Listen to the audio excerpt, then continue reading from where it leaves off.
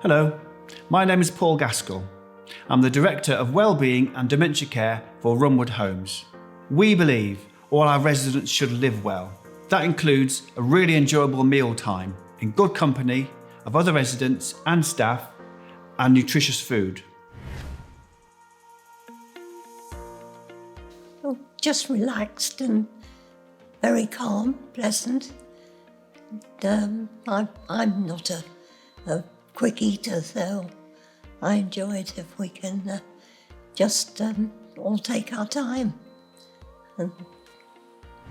That will only happen when all our staff understand what those standards are and put them into practice. This video will help you understand what those standards are, and we will demonstrate them to you now.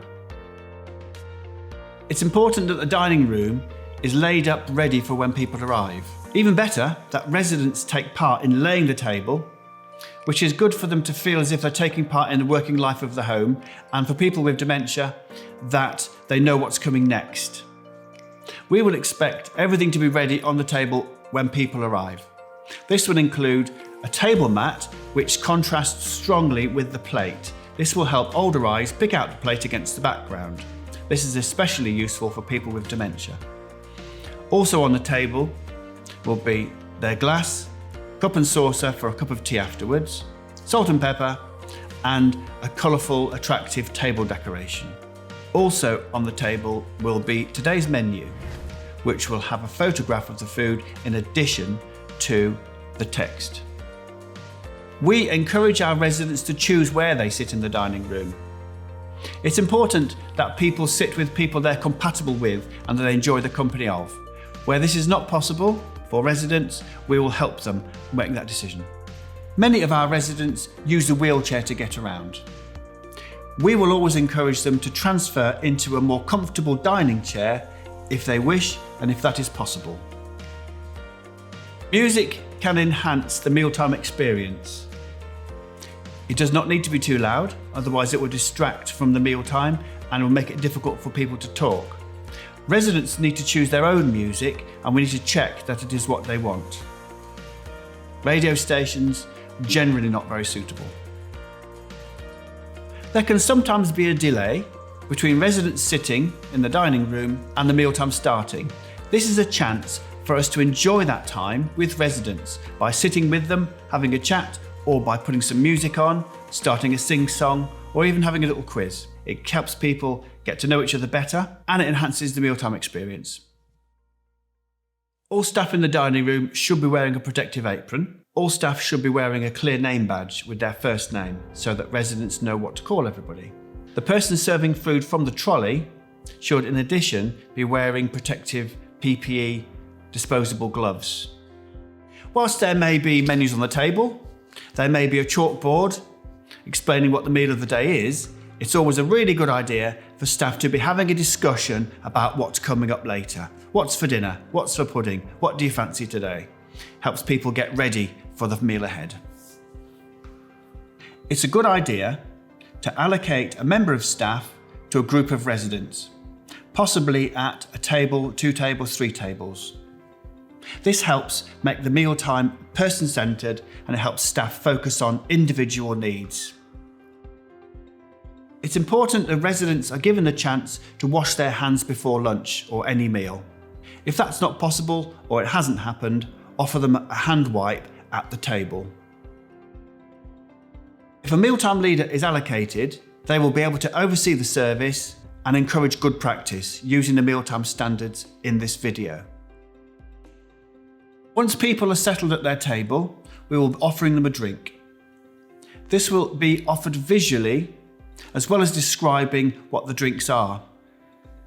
Some people will need their drinks thickened, and some people will need a special drinking vessel such as a beaker.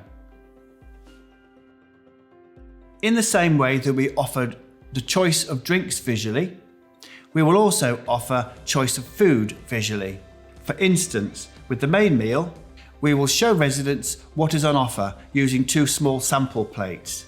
On the plate will be the 2 choices.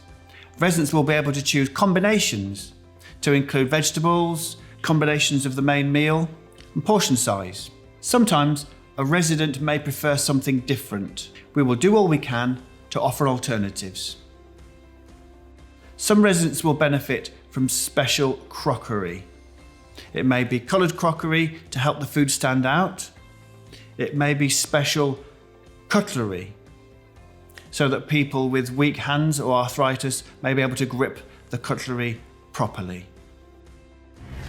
Hello, my name's James. I'm the Group Development Chef for Runwood Homes, and I'm going to be going through the importance of nutrition.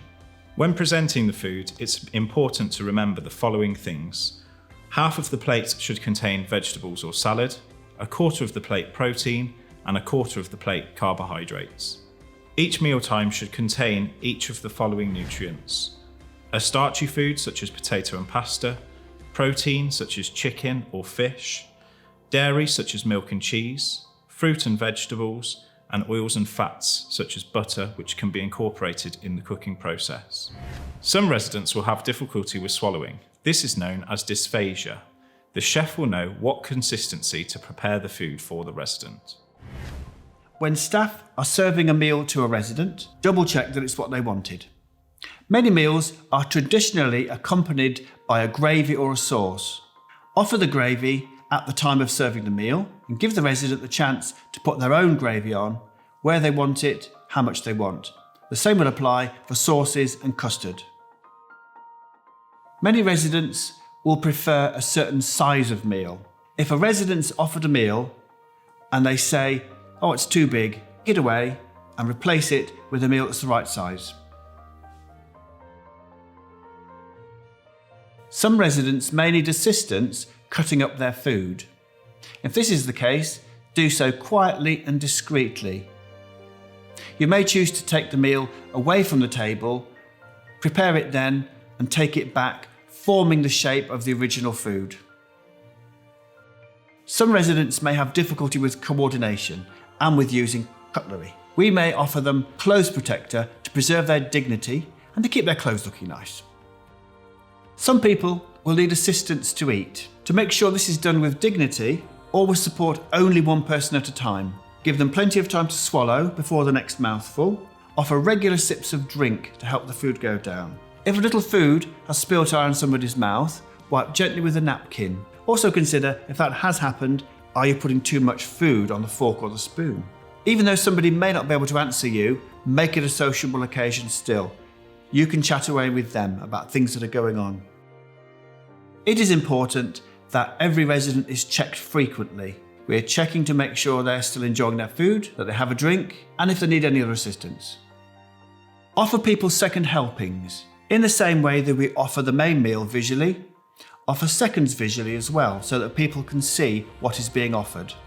This will apply to all aspects of the meal service. Offer everything visually. Mealtime isn't finished after the pudding. Why not offer them a hot cup of tea or coffee to round off the mealtime experience?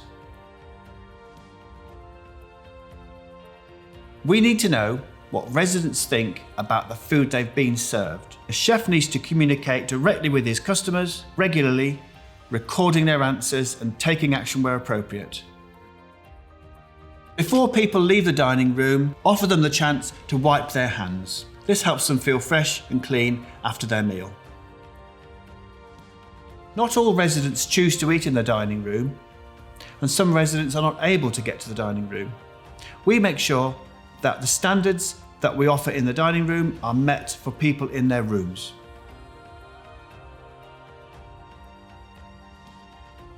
Thank you very much for watching. I hope you found the video helpful and informative. These standards should help you deliver an exceptional mealtime experience for all your residents. If you need more help or advice, please speak to your wellbeing lead. Thank you.